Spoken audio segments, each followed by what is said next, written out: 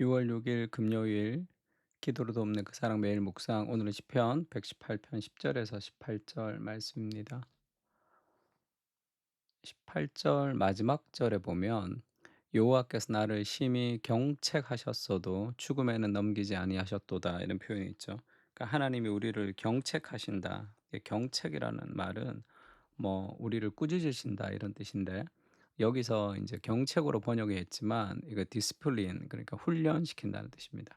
그러니까 하나님이 우리를 훈련시켜서 우리를 성장시키는 분이시다. 그런 얘기를 하고 있습니다. 하나님이 나를 심히 경책하셨어도라는 제목으로 말씀을 좀 나누려고 합니다. 지금 10절에서 14절을 보면 그 문나라가 나를 애워쌌으니 내가 여호와의 이름으로 그들을 끊으리로다. 그 문나라가 나를 애워싸면 두렵고 힘들고 항복해야 되는데 하나님의 이름이 있으면 우리가 그들을 끊을 수 있다. 그들이 나를 애워싸고 애워쌌으니 내가 여호와의 이름으로 그들을 끊으리로다. 그들이 벌들처럼 나를 애워쌌으나 가시덤불에 불같이 타 없어졌나니 내가 여호와의 이름으로 그들을 끊으리로다. 너는 나를 밀쳐 넘어뜨리라 하였으나 여호와께서는 나를 도우셨도다. 여호와는 나의 능력과 찬송이시요 또 나의 구원이 되셨도다. 그러니까 하나님으로 인해서 우리가 두려워하지 않는 거죠. 하나님으로 인해서 우리가 승리하는 겁니다. 내 힘이 아니라. 그래서 여호와가 나의 능력이 되신다. 여호와가 나를 도우신다라는 그 확신이 우리의 삶에 좀 필요하죠. 그래서 하나님의 은혜는 우리 용기와 겸손을 줍니다. 왜냐하면 하나님이 함께 하시니까 다른 것들을 두려워하지 않은 용기를 주고 또 하나님이 하셨기 때문에 내가 하지 않은 거잖아요. 내 힘으로 한 게 아니기 때문에 겸손을 우리가 가질 수 있는 거죠. 그래서 여호와가 나의 능력이 되신다. 하나님이 나의 찬송이 되신다. 하나님이 나를 도우신다. 그것을 좀 신뢰할 필요가 있습니다. 아침에 출근할 때, 하루를 시작할 때 하나님이 나를 도우시는 분이시다. 내 인생에 하나님의 도움이 있다는 그것이 우리 삶에 많은 두려움으로부터 우리를 극복하게 해주는 용기가 생기는 거죠. 그 근원이 나로부터 무언가 용기를 얻어내려고 하면 그것이 행위로 스스로 구원하게 되는 율법주의가 되는 거죠.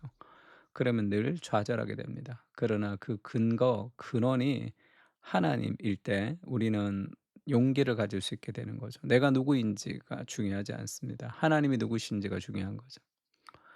그 베드로전서에도 그렇게 얘기하죠. 너희가 의를 위하여 고난을 받으면 복 있는 자니 그들이 두려워하는 것을 두려워하지 말며 근심하지 말고 이렇게 얘기하죠. 사람들이 두려워하는 것을 두려워하지 말고 그들이 근심하는 것을 근심하지 말라. 하나님이 너와 함께 계신다. 그래서 의를 위해서 우리가 고난을 당할 때도 두려워하지 마라. 그렇게 얘기합니다. 시편도 그렇게 얘기하죠. 천만인이 나를 애워싸 진친다 하여도 나는 두려워하지 아니하리이다.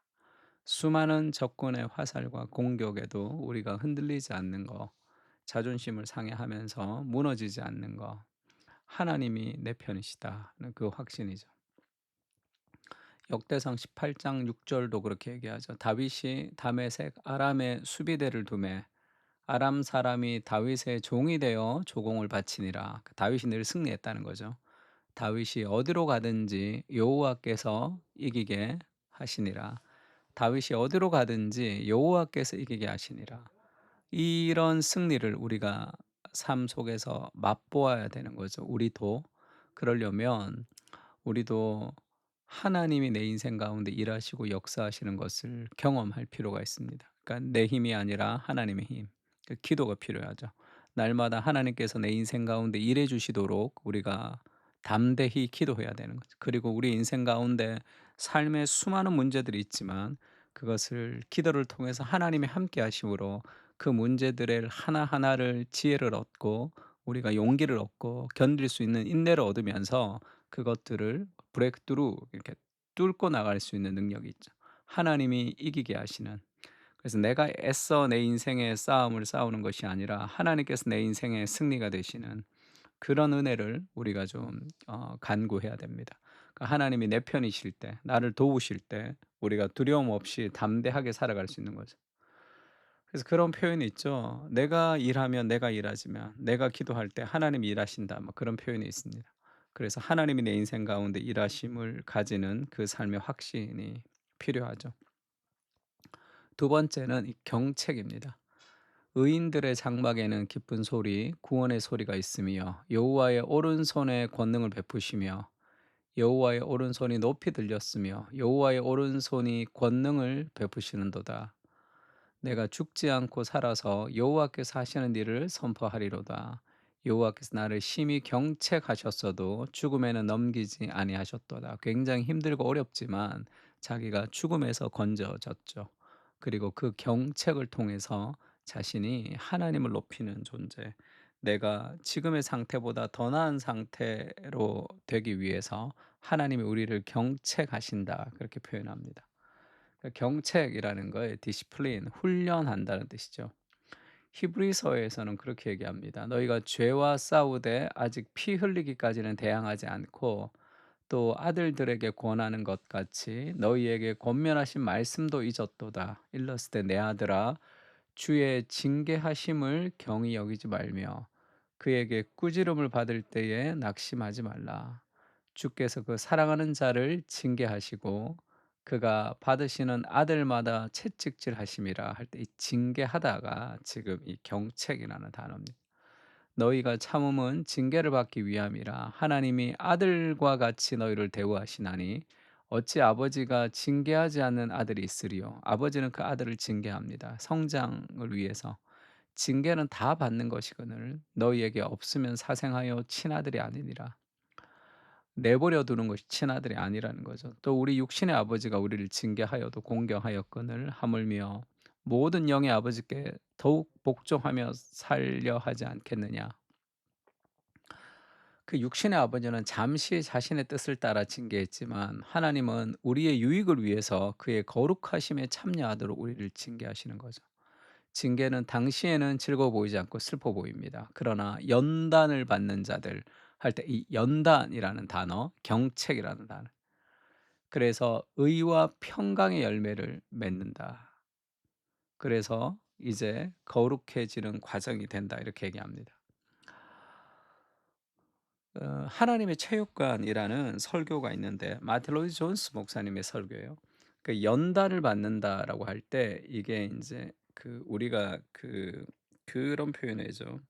이게 원래는 히브리 말로 이 굼나조 이런 표현인데 이게 짐 이렇게 우리가 인제 이게 인제 GY 해서 짐 이렇게 얘기합니다. 우리도 체육관 할 때 다 그렇게 얘기하죠.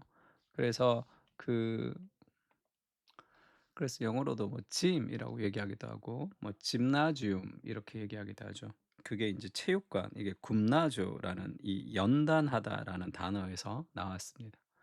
그래서 마틴 로이드 존스 목사님이 하나님의 체육관이라는 제목의 설교가 있어요. 그러니까 하나님이 우리를 체육관에서 훈련시킨다는 거죠. 하나님은 이 땅에 사는 동안 우리를 애워싸는 위험들이 있는데 거기에서 보호하시기 위해서 우리를 이 트레인 한다는 거죠. 징계하신다는 거. 교만과 자기만족, 거만에 빠질 위험이 있고 무의식 중에 떠내려가 세속적인 사람이 될 위험도 있습니다. 가만히 놔두면 그렇게 되는 거죠. 또 징계를 통해서 우리 안에 성령의 열매를 자라게 하시죠. 징계만큼 사람을 겸손하게 만드는 것은 없습니다. 연단받은이라는 단어는 원래 체육관이라는 단어의 어원인 벌거벗다에서 나왔는데 왜 체육관에서 고대 사람들이 벌거벗냐면 운동에 방해가 되기 때문에 일단 벌거벗는 것이고 또 한 가지는 트레이너가 이 벌거벗어야지 거기서 어디를 고칠지 어디를 근육을 만들지를 보는 거잖아요. 그러니까 내가 혼자 운동하는 게 아니라 트레이너가 있다는 뜻이에요. 그래서 우리가 말씀으로 자신을 점검하는 거죠. 벌거벗듯이. 나를 인제 솔직하게 그래서 고백하고 회개하며 기도하며 순종하면서 하나님의 체육관 안에서 우리가 성장하고 그렇게 훈련해야 된다. 그런 얘기를 합니다. 그러니까 하나님의 징계, 하나님의 책임, 우리를 경책하시는 그것이 우리를 성장시키는 과정이다. 그렇게 얘기하죠. 삶에 여러 가지 압박과 스트레스들이 있을 수 있지만 그것은 우리를 성장시키는 도구라고 생각하면 됩니다. 예수님도 시험을 받아 고난을 당하셨기 때문에 시험 받는 자들을 능히 도우실 수 있죠. 시험이 없는 인생이 좋은 것이 아니라 시험이 없는 인생은 성장이 없습니다. 삶의 여러 가지 어렵고 힘든 시련들을 통해서 하나님 우리를 빚어 가시는구나. 그리스도께서도 시험을 받아 고난을 당하셨단 말이에요. 내가 고난을 당하지 않을 이유가 없는 거죠. 또 욕을 당하시되 맞대어 욕하지 아니하시고 고난을 당하시되 위협하지 아니하시고 오직 공의로 심판하시는 이에게 부탁하시며, 그리스도가 우리를 위해서 이 고난을 다 당하셨기 때문에 우리가 그 고난을 이길 수 있는 힘들을 그리스도에게서 공급받는 거죠. 그리스도가 나를 위해 고난 당하신 은혜와 사랑을 기억하게 하시고 내 삶 속에 일어나는 모든 환경, 모든 사람, 그리고 말씀 안에서 우리를 변화시켜 주시옵소서. 우리를 다스려 주시옵소서. 그리스도의 경책을 받아들이며 지속적으로 성장할 수 있도록 인도해 주시옵소서. 아멘. 우리 다 같이 시편을 가지고 하나님께서 우리의 인생을 성장시켜 주시도록 삶에 맞닥뜨리는 모든 문제를 주를 의지하며 우리가 성장해 가는 도구로 삼아 달라고 같이 한번 기도했으면 좋겠습니다. 기도하겠습니다.